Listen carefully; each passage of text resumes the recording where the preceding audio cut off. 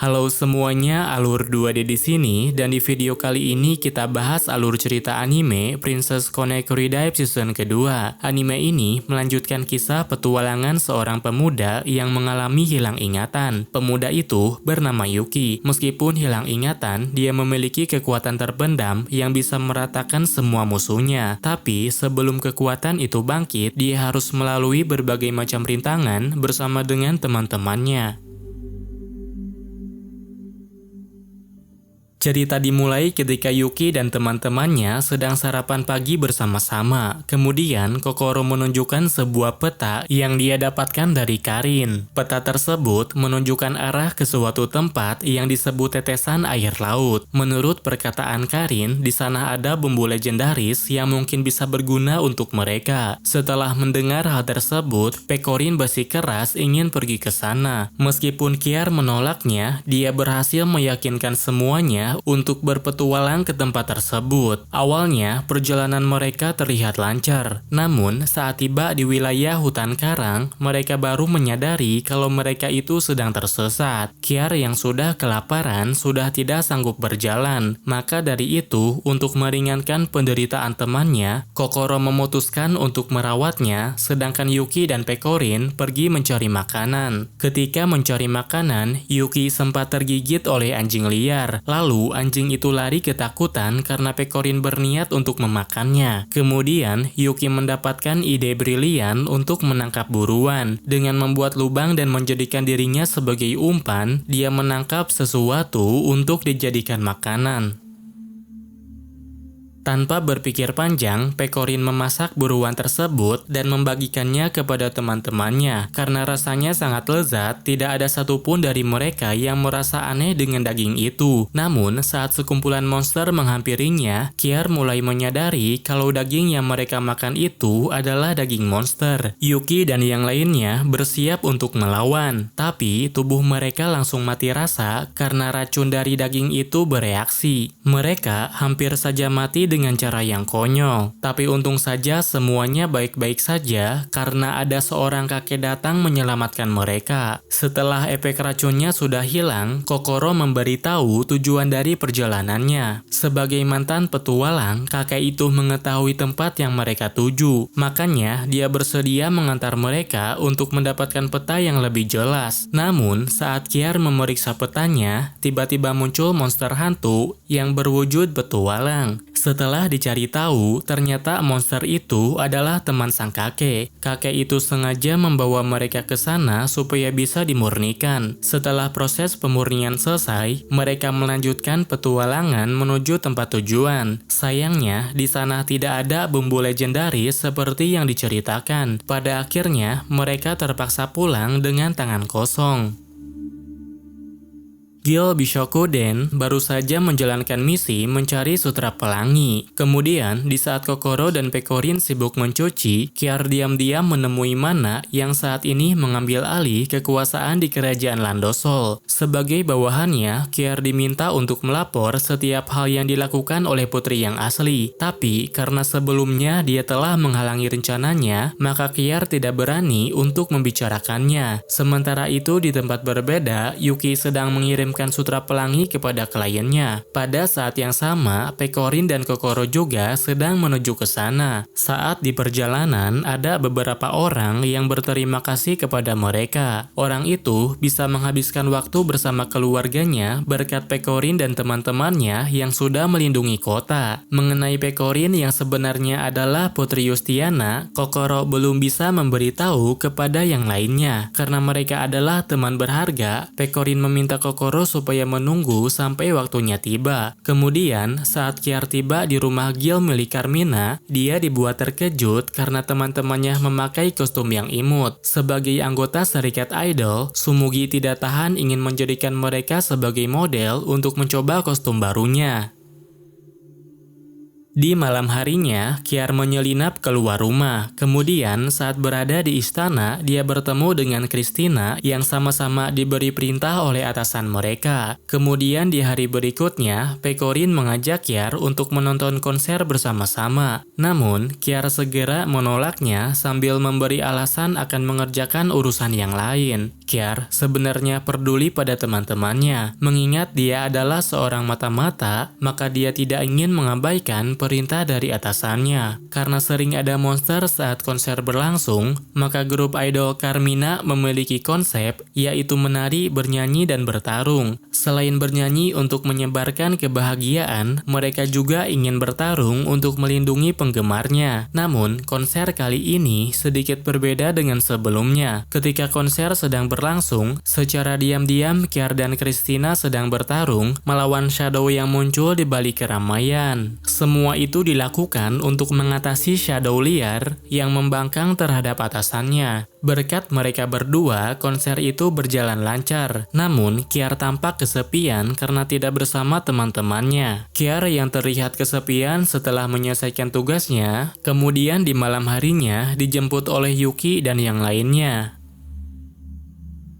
Setelah bersih-bersih rumah, Pekorin dan Kiar bersantai sambil menunggu Yuki dan Kokoro kembali. Sementara Yuki yang sedang berada di pasar, secara kebetulan bertemu dengan kenalan lamanya yang bernama Aoi. Baru-baru ini, Aoi pindah ke akademi perempuan di sekitar wilayah Landosol. Akademi tersebut tidak bermasalah, namun meskipun sudah cukup lama sekolah di sana, tapi sampai saat ini dia belum bisa menyapa orang dengan benar. Selain itu, karena sekarang dia dipanggil untuk menemui seniornya, dia semakin tidak percaya diri dengan kemampuan sosialnya. Mengetahui hal tersebut, Yuki dan Kokoro pun bersedia menemaninya. Lalu, saat memasuki perpustakaan, Yuki menemukan senior Yuni dalam keadaan tertindih tumpukan buku. Meskipun dikenal sebagai murid hebat yang bisa menulis karya ilmiah, Yuni memiliki sifat yang aneh. Dia sering melupakan berbagai hal apabila tidak mencatatnya. Sementara itu, tujuan dia memanggil Aoi adalah untuk jadi pemandunya. Dia ingin menyelidiki suatu fenomena yang terjadi di hutan dekat tempat tinggalnya Aoi. Kabarnya, setiap murid yang melewati hutan itu sering mendengarkan bisikan aneh.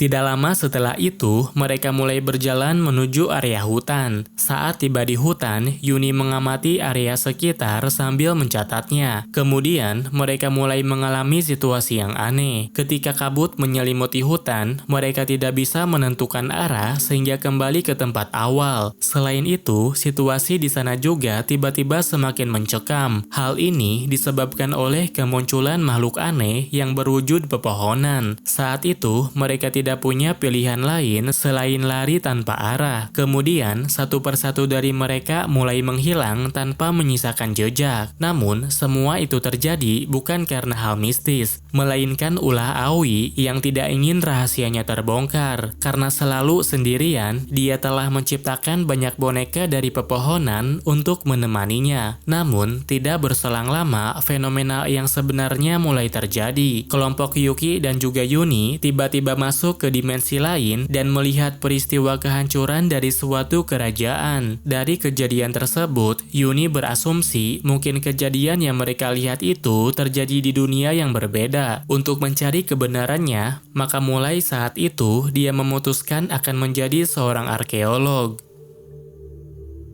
Ketika sedang tertidur, Yuki mendapatkan sedikit ingatan yang hilang. Saat itu, dia berhadapan dengan musuh kuat yang mampu menghancurkan lingkungan sekitar dalam sekali serang. Beberapa saat setelah itu, Yuki dan teman-temannya mengambil misi berpetualang ke Pulau Monster. Pekorin sengaja mengambil misi di tempat tersebut demi mendapatkan daging berukuran besar. Namun, karena tidak melakukan persiapan yang matang, mereka malah kelaparan dan tidak punya tenaga melawan monster. monster. Sedangkan monster yang dihadapinya itu sangat besar dan sulit dikalahkan. Untungnya ada ras manusia setengah hewan yang menyelamatkan mereka. Itu adalah Makoto dan teman-temannya yang berasal dari Guild Kaon. Sebagai balas budi karena sudah menyelamatkannya, Pekorin memasak daging monster yang baru saja dikalahkan. Meskipun awalnya terlihat menjijikan, tapi setelah mencobanya, mereka semua menyukainya. Pada hari selanjutnya, Kasumi menunjukkan lokasi di mana para shadow berada. Sebagai seorang detektif, dia ingin sekali mendapatkan sampelnya untuk diselidiki lebih lanjut.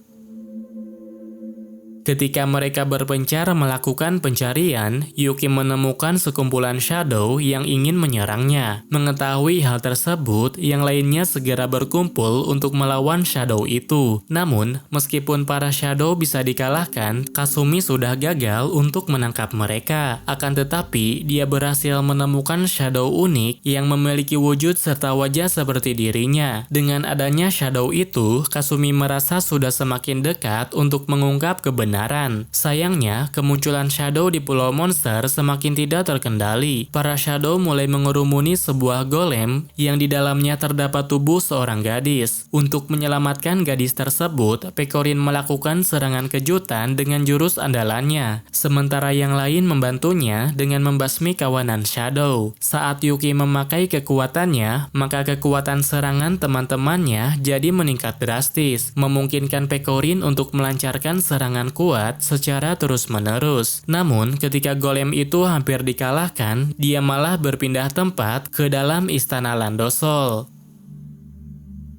Pekorin yang sedang berada di istana berhadapan langsung dengan Mana. Saat itu, Mana mencoba memprovokasinya dengan mengucapkan hal yang tidak ingin didengar olehnya. Sementara itu di tempat lain, Kiri sedang diincar oleh Shadow. Lalu, ketika Yuki menggenggam tangannya, kesadarannya langsung berpindah menuju dimensi lain. Di sana, Ames menjelaskan kalau keberadaan Shadow itu sama seperti virus. Oleh karenanya, mereka harus melawan dengan sistem kekebalan yang ada di dunia ini. Setelah menyampaikan hal tersebut, Yuki dipindahkan lagi ke pertempuran. Pada saat yang sama, Pekorin masih ada di dalam istana. Setelah merebut keberadaannya sebagai Putri Yustiana, Mana membuat Pekorin menunjukkan ekspresi putus asa karena dia mengatakan keberadaannya akan dilupakan oleh teman-temannya lagi. Di sisi lain, Yuki dan yang lainnya sedang memancing para shadow ke suatu tempat. Namun, usaha mereka tidak berhasil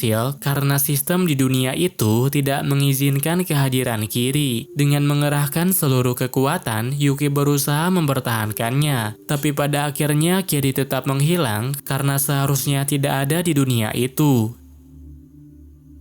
Sebisa mungkin, Amet menjaga kesadaran Kiri agar bisa bertemu Yuki dan yang lainnya lagi. Amet dan Labirista sangat mengenal mereka semua. Di era yang berbeda, ketika Yuki dan teman-temannya kalah dalam pertempuran besar, Yuki diberi kesempatan untuk kembali ke dalam pertarungan atau memulai awal yang baru. Dalam keadaan tersebut, Yuki memilih untuk melindungi semuanya dari awal lagi. Dia terbangun sebagai orang yang hilang ingatan, lalu menjalin persahabatan dengan Pekorin dan yang lainnya. Di masa sekarang, Pekorin baru saja bangkit dari keputusasaan. Karena Mana sudah mengambil semua hal darinya, dia tidak bisa memaafkannya atau setuju dengannya. Walau begitu, Pekorin tidak ingin kalau mereka saling membenci. Tapi, dia bertekad untuk mendapatkan kembali semua hal yang telah direbut darinya. Menanggapi hal tersebut, Mana memilih untuk mengembalikan Pekorin ke dalam pertarungan. Dia ingin agar Pekorin mempererat ikatan dengan teman-temannya, sehingga suatu saat dia bisa membuatnya putus asa.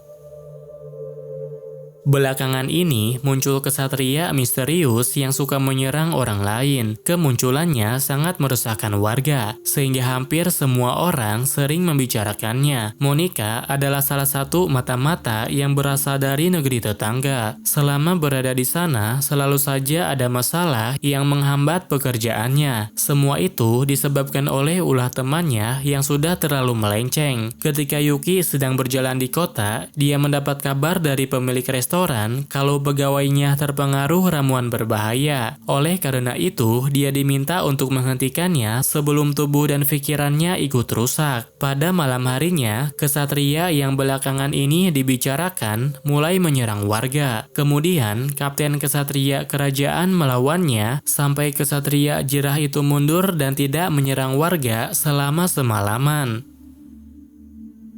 Di lain tempat, Monica sedang menegur teman-temannya karena sudah bolos bekerja, tapi hasilnya malah sebaliknya. Bukannya kapok, mereka justru meminta Monica supaya tenang dengan memberinya sebuah mainan. Karena merasa sudah dipermainkan, Monica melemparkan mainan tersebut. Kemudian terjadi suatu keanehan di mana mainan itu bisa bangun dan bergerak sendiri. Saat dicari tahu, ternyata ada makhluk lendir yang bersarang di dalam mainan tersebut. Dan karena ada banyak orang yang menginginkan mainan itu, Monica mendapat ide untuk mencari monster lendir untuk dijual dengan mainannya. Namun, ide itu tidak berhasil. Bukannya mendapatkan keuntungan besar, mereka justru terlibat dengan masalah baru karena sudah membangkitkan monster lendir yang dapat menghancurkan wilayah kota. Ketika kesatria kerajaan sedang berhadapan dengan kesatria Jirah, monster lendir itu masuk ke dalam Jirah sehingga menyebabkan ukurannya menjadi semakin membesar. Untuk mencegah kerusakan yang lebih parah, pasukan dan warga bekerja sama untuk menghentikannya. Kemudian di saat terakhir, Pekorin memakai jurus Princess Strike miliknya sampai monster itu mati dan menghilang tanpa jejak. Yuki dan teman-temannya baru saja menyelesaikan pekerjaan. Kemudian, saat mereka akan pergi ke kedai makanan, mereka bertemu dengan anak cewek yang sedang dikejar lebah. Anak cewek itu adalah Ayane dan Kurumi. Mereka baru saja mencari madu segar tapi gagal mendapatkannya. Mumpung masih ada di sana, Pekorin pun mengajak mereka untuk makan bareng. Lalu saat di perjalanan, mereka bertemu dengan Chika. Saat itu, Chika baru saja keluar dari area hutan dengan kondisi hilang ingatan. Karena kondisinya sedang tidak baik-baik saja, mereka segera membawanya dan merawatnya di dalam kedai. Kokoro sudah menyembuhkannya menggunakan sihir penyembuh, tapi dia belum bisa bangun karena kondisi mentalnya belum membaik. Tidak lama setelah itu, Kurumi tiba-tiba bertingkah aneh seperti orang yang berbeda. Saat bersamaan, Chika juga mulai terbangun lalu menghabiskan makanan yang ada di kedai. Semua itu terjadi bukannya tanpa alasan. Ternyata fenomena itu disebabkan oleh roh pengubah ingatan bernama Foggy. Pekorin dan Kiar sedang pergi menuju tempat di mana Foggy disegel. Selama perjalanan, Kiar digendong oleh Pekorin karena kakinya tampak kesakitan. Sebenarnya, Kiar tidak mau merepotkannya, tapi Pekorin melakukannya secara sukarela dan atas keinginan dirinya sendiri. Tidak membutuhkan waktu lama, mereka bisa sampai ke mata air tempat di mana Foggy disegel. Di sana, Kiar menemukan sesuatu yang kemungkinan adalah benda yang mereka cari. Sementara itu di dalam kedai, kondisi orang-orang di sana semakin tidak terkendali. Jumlah korban Foggy telah meningkat dan menyebabkan mereka bertingkah aneh. Sebelum korbannya bertambah banyak, Kiar dan Pekorin tiba untuk mengungkap keberadaan Foggy. Dengan memakai alat yang dia temukan, Kiar bisa mengetahui kalau roh itu bersembunyi di dalam boneka milik Ayane. Pekorin segera menebas makhluk tersebut. Namun, serangan fisik saja tidak mempan terhadap Foggy. Untuk mengalahkannya, Yuki membagi kekuatan miliknya, lalu Chika dan Nozomi menyerang dengan serangan gabungan.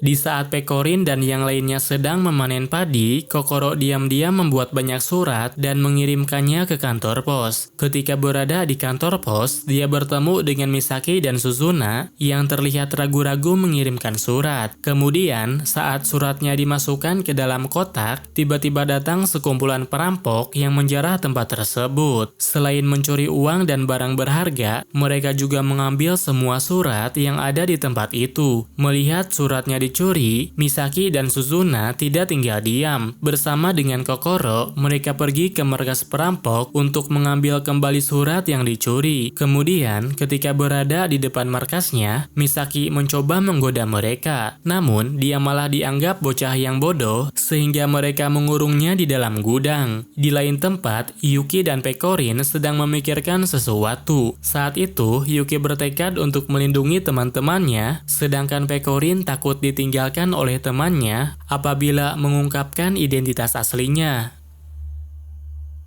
Kokoro mendapatkan ide untuk menyusup ke markas perampok. Dengan menggunakan asap tebal, dia bisa mengecoh para perampok dan berhasil mendapatkan kembali surat yang dicuri. Namun, situasi mereka sama sekali belum aman. Setelah menyadari ada penyusup, para perampok itu langsung bergerak untuk menangkap mereka. Suzuna mencoba menyerang perampok tersebut. Sayangnya, serangan itu tidak berpengaruh dan justru membuat mereka semakin marah. Tapi untung saja, kesatria segera datang menolongnya. Mereka bisa mengamankan semua perampok dan mengembalikan semua barang yang dicuri. Dengan begini, maka Kokoro bisa mengirimkan surat sesuai dengan tujuannya. Pada hari berikutnya, Pekorin kembali memanen padi. Karena kekurangan tenaga kerja, Kiar tidak yakin mereka bisa menyelesaikannya tepat waktu. Kemudian, tiba-tiba semua orang datang untuk membantunya. Ternyata, mereka telah menerima undangan Kokoro melalui surat yang ditulis olehnya.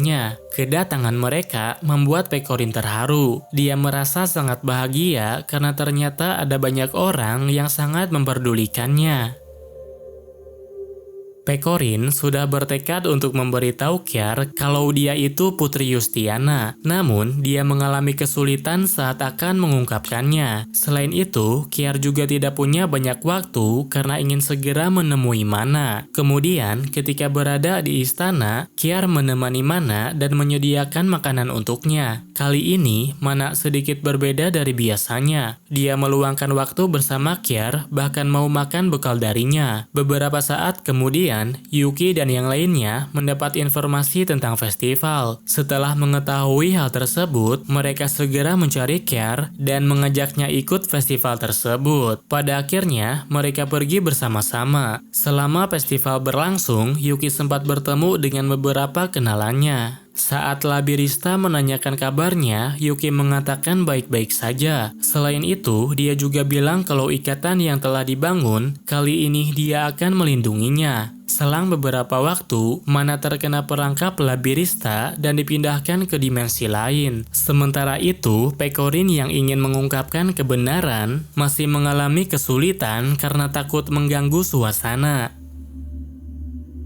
Labirista memiliki pertahanan yang sulit untuk ditembus, namun serangannya tidak berdampak apapun terhadap orang yang dia lawan. Labirista bertarung untuk menghentikan semua tindakan Mana, sedangkan Mana yang haus akan kekuatan tidak ingin ada yang mengganggunya. Untuk menyaingi kekuatan pencipta milik Labirista, dia mengerahkan seorang bidak yang mampu menciptakan segala objek seperti dirinya. Kemampuan bidak tersebut tidak bisa diremehkan. Dengan cepat, dia bisa membuat Labirista kewalahan. Karena sudah melakukan redive berulang kali, maka tubuh Mana sudah rusak dan tidak bisa memakai kekuatannya sendiri. Dulu, Mana pernah mengumpulkan mereka untuk membunuhnya dengan kekuatan dahsyat. Tapi sekarang, Mana hanya bergantung pada kekuatan Shadow dan tidak bisa berbuat apa-apa karena rekannya Labirista sedang membasminya. Di sisi lain, Pekorin masuk ke kamar Kiar untuk memberitahu identitas aslinya. Sayangnya, Kiar sudah lebih dulu dipanggil oleh Mana untuk dijadikan sebagai perisai. Pada akhirnya, Labirista kalah dan Kiar menjadi pasukan Mana. Beberapa hari setelah Kiar menghilang, Pekorin dan yang lainnya masih menunggunya pulang. Kemudian, kenalannya memberi kabar kalau Kiar sedang ada di istana. Saat ini, dia tidak mendengar perkataan siapapun karena sudah dipengaruhi oleh Mana. Pada hari itu, cuaca di sekitar kerajaan tampak cerah. Kemudian, tiba-tiba terjadi suatu guncangan, serta muncul dinding besar yang menutupi wilayah kerajaan. Pada saat yang sama, Mana muncul di hadapan semua warga. Dengan memakai nama Putri Yustiana, dia menyatakan kepada rakyatnya kalau dia akan mengorbankan mereka. Setelah itu, Kiar muncul di hadapan mereka. Tanpa banyak bicara, dia memakai kekuatan Princess Night untuk memanggil para Shadow. Di sisi lain, meski ada banyak hal yang belum dimengerti, Pekorin dan yang lainnya bersiap untuk pergi ke sana. Di waktu yang sama, Yuni bertemu dengan Kasumi untuk menyelidiki apa yang sedang terjadi. Lalu, setelah mencari tahu kenapa kerajaan manusia itu dipimpin oleh kaum hewan, Yuni dapat menyimpulkan kalau ingatan semua warga telah dimanipulasi. Selain itu, dengan melihat dokumen milik kerajaan, dia juga dapat mengetahui kalau Pekorinlah Putri Yustiana yang sebenarnya. Pekorin sedang melindungi warga dari serangan Shadow. Kemudian, ketika Kiar mengeluarkan serangan, dia segera datang ke sana dan menangkis semua serangannya. Pekorin mempertanyakan apa yang sebenarnya terjadi padanya. Namun, karena Kiar tidak bisa diajak berbicara, dia segera naik ke atas untuk menyerang Mana. Sayangnya, Kiar tidak membiarkannya begitu saja. Dia segera menghentikan pergerakannya, lalu menyerang dengan energi yang sangat kuat. Di saat semua orang membutuhkan bantuan, Yuki malah kehilangan kesadaran. Karena jumlah musuh tidak ada habisnya, maka hanya warga biasa saja yang dapat melindunginya dari Shadow. Setelah terkena serangan yang cukup kuat, Pekorin tetap berjuang mendekati Kiar. Setelah melewati banyak hal bersama, dia ingin memastikan bagaimana perasaan Kiar yang sebenarnya. Namun, Kiar tidak mau menjawab dan memilih untuk melanjutkan serangan. Tidak lama setelah itu, Yuni dan yang lainnya memberitahu semua penduduk siapa Putri Yustiana yang sebenarnya. Namun, sebelum kebenaran terungkap, Mana langsung memaksa Kiar untuk membantai mereka semua. Melihat temannya menderita, membuat Pekorin tak tinggal diam. Dengan mengatakan kalau dia itu Yustiana, dia menyatakan akan merebut kembali kerajaan. Kapten Kesatria Istana Nightmare sudah dikendalikan oleh Mana. Karena pikirannya sudah dikendalikan, dia bukannya melindungi warga, tapi malah menyerang orang yang seharusnya menjadi tuannya. Demi mendapat informasi yang diinginkan, Eriko dengan kelompoknya menerima tugas untuk membebaskan tubuh asli Neneka. Namun, sepertinya tugas itu akan sulit karena ada seseorang yang menghalanginya. Tapi, sebagai orang yang tergila-gila dengan pertarungan, Erika dan kelompoknya malah semakin bersemangat. Dengan bersenjatakan kapak besar, Erika ingin sekali menancapkannya ke dahi orang yang dia lawan. Di tempat berbeda, Kokoro dan yang lainnya sedang mati-matian kabur dari Shadow dan juga monster. Pada saat yang sama, Amet berhasil menghubungi Kokoro dan memberikan kunci supaya bisa membantu Yuki bangkit. Sementara itu, Pekorin masih bertarung melawan Nightmare. Sebagai kesatria terkuat di kerajaan, Nightmare membuat Pekorin kewalahan dan tidak berdaya di hadapannya. Sebagai salah satu anggota Seven Crown, Regina sangat sulit dikalahkan. Dia memiliki kemampuan menghindar mutlak dan juga serangan yang sangat kuat. Di saat Eriko sudah tidak bisa lagi melawan, rekannya yang lebih kuat datang membantunya. Meskipun hanya berdua, mereka mampu melukai Regina dengan senjatanya. Sayangnya, Regina masih belum kalah. Dia segera melakukan serangan balik yang jauh lebih kuat dari sebelumnya. Tapi tampaknya Erika lebih unggul dari musuhnya. Ketika mereka sibuk bertarung, diam-diam Eriko pergi ke belakang untuk membebaskan tubuh asli Neneka. Sayangnya, dia tak sempat membebaskannya karena musuh-musuh yang lebih merepotkan. Meskipun sudah terluka parah, Pekorin tidak pernah menyerah. Berkat kegigihannya, dia berhasil mengimbangi lawannya serta menyadarkan kembali pikirannya. Kejadian ini membuat Mana putus asa. Karena Nightmare sudah berpihak pada Pekorin, dia tidak punya pilihan lain selain melawannya secara langsung. Pekorin tidak menyia-nyiakan kesempatan tersebut. Dia mengerahkan seluruh kekuatannya untuk menebas Mana. Namun, orang yang dia lawan itu ternyata hanya tiruan, sementara yang asli baru saja terbangun bersamaan dengan kedatangan Yuki. Dengan adanya Yuki dan Kokoro, maka kekuatan tempurnya semakin bertambah. Terlebih, karena Kokoro sudah punya kunci, Yuki bisa menyalurkan kekuatan lebih besar dari biasanya. Sebelum Mana menyerang, Yuki menerobos pertahanannya, lalu dilanjutkan oleh Pekorin dengan serangan Princess Strike miliknya. Namun, semua itu tidak cukup untuk menghentikannya. Dengan mengendalikan Labirista dan Neneka, Mana memanfaatkan kekuatan mereka untuk melakukan serangan balasan. Demi menolong temannya, Kiar muncul dan menangkis serangan tersebut. Setelah membuat banyak kebohongan, Kiar merasa kalau sekarang sudah saatnya untuk berubah. Mana menganggap Kiar sudah mengkhianatinya, sedangkan Kiar tidak bermaksud demikian, tapi justru ingin membawanya kembali ke jalan yang benar. Namun, perkataan apapun tidak mungkin didengar oleh Mana. Dia berniat menghancurkan kerajaan beserta penduduknya dengan menjatuhkan menara raksasa. Tidak ada cara untuk menghentikan Mana yang sudah punya kekuatan Neneka dan Labirista. Tapi, karena Yuki mampu menyadarkan mereka berdua, mengalahkan Mana bukan hal yang sulit bagi mereka. Yuki dan teman-temannya sudah membuat Mana terpojok. Kemudian, Mana membiarkan dirinya sendiri dilahap oleh bayangannya. Sebagai pengikut setianya, Kiar tampak sangat sedih. Sedangkan Pekorin tetap optimis dan berniat untuk menyelamatkan orang itu. Untuk menyelamatkan Mana, Pekorin dan teman-temannya masuk ke dalam inti Shadow. Kiar berhasil menemukan Mana. Tapi pada saat yang sama, Yuki malah terkena serangan fatal. Amet dan Labirista memanggil kesadarannya. Mereka mencoba menenangkannya dan memberi penghargaan karena kali ini dia berhasil membentuk ikatan dengan semua orang lagi. Dalam keadaan tersebut, Yuki mengambil pilihan yang berbeda. Dia memilih terus bertarung meski dalam keputusasaan. Walau resikonya sangat besar, ternyata Yuki bisa melaluinya. Dia berhasil melindungi teman-temannya, bahkan menyelamatkan Mana dari kegelapan. Dengan begini, kerajaan sudah damai. Pekorin mengambil kembali statusnya sebagai putri dan pewaris yang sebenarnya. Walau begitu, sebelum memerintah kerajaan, dia memutuskan tetap bertarung bersama dengan teman-temannya.